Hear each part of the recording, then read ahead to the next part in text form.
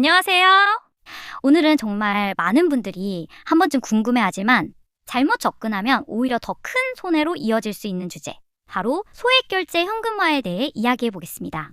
요즘처럼 생활비 부담이 커지고 갑자기 돈이 급하게 필요한 상황이 생기면 사람은 생각보다 쉽게 흔들리게 됩니다. 월급날은 아직 멀었고 카드값이나 공과금은 다가오고 누군가에게 손 벌리기도 애매한 상황에서 당장 오늘 안에 돈이 필요해지면 눈앞에 보이는 빠른 방법부터 찾게 되죠. 그때 많이 보게 되는 게 바로 소액결제 현금화입니다. 겉으로 보면 굉장히 쉬워 보입니다. 빠르게 가능하다, 당일 처리된다, 복잡한 절차가 없다, 이런 말들을 보다 보면 마치 급한 상황을 바로 해결해주는 방법처럼 느껴질 수 있습니다. 하지만 중요한 건 빠른 해결책처럼 보여도 실제로는 더 큰 부담으로 돌아올 수 있다는 점입니다. 소액결제 현금화가 위험한 이유는 단순히 돈을 융통하는 문제가 아니라 당장의 급한 상황을 해결하는 대신 나중에 부담을 훨씬 더 크게 만들 수 있기 때문입니다. 사람은 돈이 급할 때 일단 오늘만 넘기자, 이 생각을 가장 먼저 하게 됩니다. 그런데 이런 방식은 지금의 불편을 잠깐 덮어두는 대신 다음 달, 그 다음 달의 압박을 더 키우는 흐름으로 이어질 수 있습니다.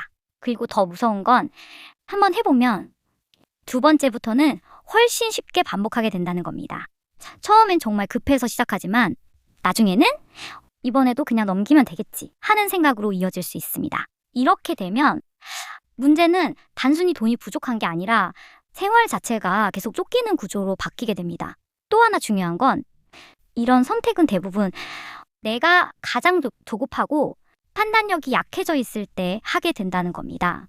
평소라면 이상하다고 느꼈을 조건도 급하다는 이유 하나로 그냥 넘어가게 되는 경우가 많습니다. 그리고 그 순간부터 돈 문제만이 아니라 생활 패턴, 소비 습관, 위기 대처 방식까지 점점 흐트러질 수 있습니다.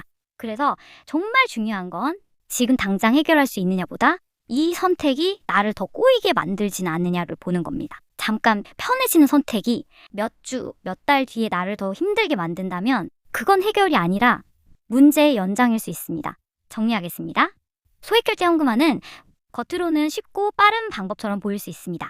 하지만 실제로는 지금의 급한 상황을 이용해서 나중에 부담을 더 크게 만들 수 있는 위험한 선택이 될 수 있습니다.